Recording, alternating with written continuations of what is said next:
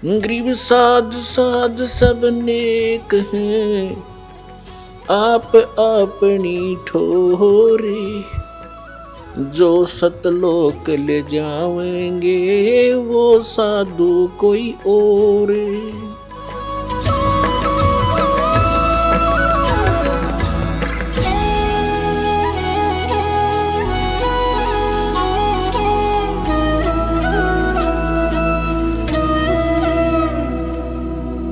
अब परमात्मा लगे समझाणवा उनको। वीर देव सिंह बघेल कहने लगा जी घर चलो एक बार दया करो। परमात्मा बोले आपने पुरोहित ने और बुला ले साथ में। वो पुरोहित बुला लिया। परमात्मा ने कहा मैं बताऊंगा कौन सी पुराण कौन सी गीता में क्या क्या है, और तो खोल खोल कर साची बताइए, कदे बकवाद कर दे। राजा बोला तलवार दिखा पंडित जी, कदी साची बताइए सारी। अगदी सारी बताऊंगा। परमात्मा बताएंगे बताइए।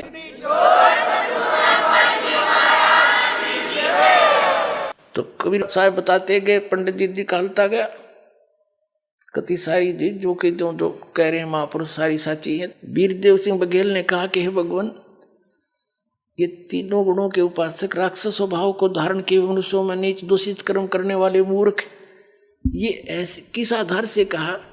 कृपा कुछ समझाइए मुझ दास को। एकदम नम्र हो गया। कबीर परमेश्वर ने बताया कि जैसे हिरण्यकशिपु ने रजगुण ब्रह्मा की पूजा की थी, साधना की थी, और क्या कहलाया वो? अपने पुत्र का शत्रु हो गया, राक्षस कहलाया, कुत्ते वाली मौत मारा गया।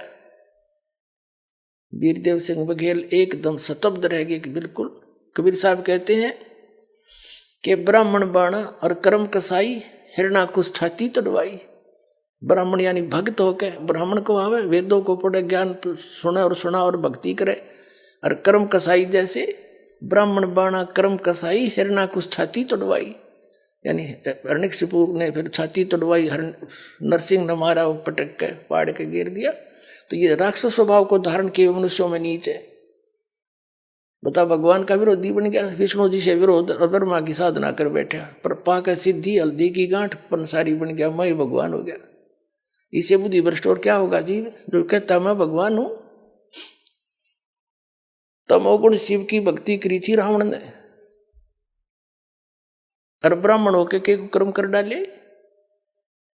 अपनी ही माता को सीता को अपहरण कर लाया, पत्नी बनाने की चेष्टा करने लगा, और कुत्ते वाली मौत मरा। एक आप रोज पढ़ते हो सुनते भी हो इन ब्राह्मणों से, परमात्मा कह रहे थे एक भस्मासुर नाम का एक राक्षस था, तपस्वी था। राक्षस तो पाछा बना, जब ये उसका पुजारी थे, ये कर्म करेगा। उसने भगवान शिव के गेट के सामने ऊपर को पैर नीचे को सिर करके सिरासन पर 12 वर्ष तप किया। उससे पहले हजारों वर्ष कैलाश पर बैठकर तप कराया था पर्वत पर। वहां नहीं सुनाई हुई तो उसके बारे में आगे धरना दे दिया गेट के सामने शिव जी के। 12 वर्ष जब ऊपर को पैर नीचे को सिर किए हठ योग करता रहा। एक दिन पार्वती जी ने कहा भगवान आप तो समर्थ हैं, आपका पुजारी क्या मांगता है, इसको दो फारिग करो। 12 वर्ष हो गए इसने यहाँ आपकी कितनी घोर तपस्या कर रहा है। अब शिव जी बोले बोल भाई क्या मांगता है। अब भस्मासुर ने कहा जी ऐसे नहीं, वचनबद्ध हो जाओ प्रभु तब मांगो। भगवान शिव ने सोचा भाई क्या मांगेगा, एक सिद्धि और मांग लेगा, दे दूंगा। बोल भाई वचनबद्ध हो गया, छोड़ पीछा मेरा।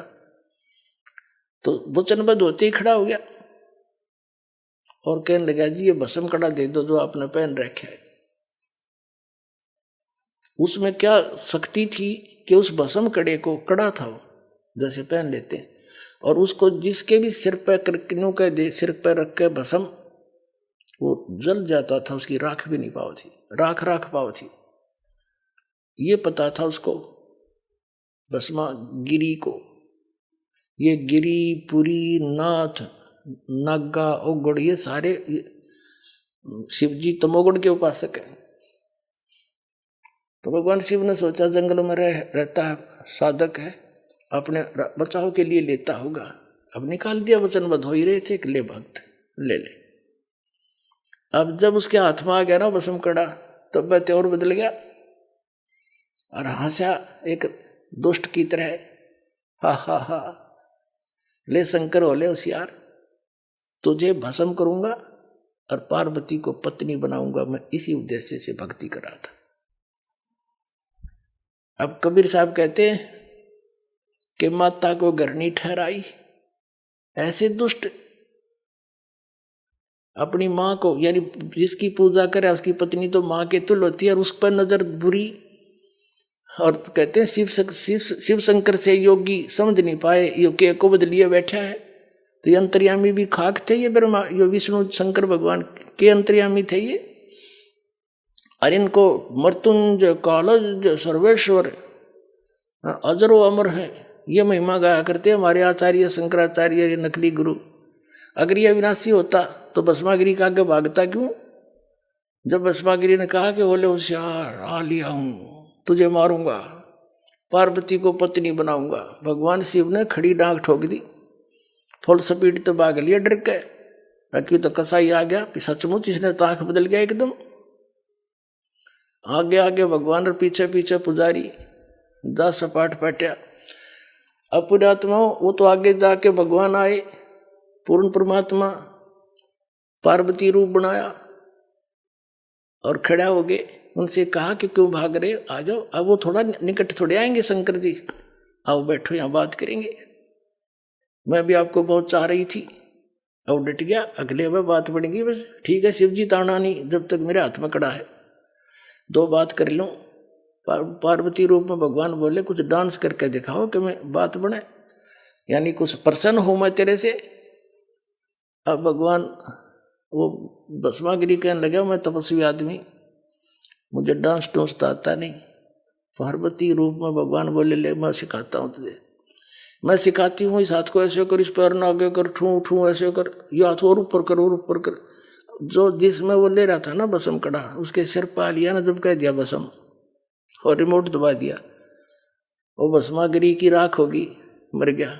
फिर विष्णु रूप धारण किया उस परम पिता ने, इनके ये संकट में उस मालिक ने याद करे, और विष्णु रूप धारण करके शिव जी के पास गया कि डट जा भोलेनाथ, क्यों भाग रहे हो? शिव जी कहते हैं भाग ले विष्णु, आ जा जल्दी जल्दी। वो पीछे आने लग रहा है दुष्ट, मेरे से धोखे से उसने वचनबद्ध करके भस्म कड़ा ले लिया, मैंने आपत मोल ले ली। तब कहा विष्णु रूप में परमात्मा ने कि रुक जा, ये तेरा कड़ा ले, और मैंने वो भस्म कर दिया। सचमुच हाँ, चल तेने उसकी राख दिखाऊं। जब उसकी ऐस देख ली ना, राख देख ली शंकर भगवान की, जब दिल की धड़कन ठीक हुई, हरिचना विनाशी बतावे, अजरो अमर थे, मृत्युंजय कालज। अब पुण्यात्मा इतने दुष्ट और क्या होगा, अपनी माँ को तो पत्नी बनाने की चेष्टा करे, हर जिसकी पूजा करे उसका दुश्मन बन गया। राक्षस स्वभाव को धारण किए मनुष्यों में नीच दूषित कर्म करने वाले मूर्ख, ये कैटेगरी है इन लोगों की, तीनों गुणों के उपासकों की।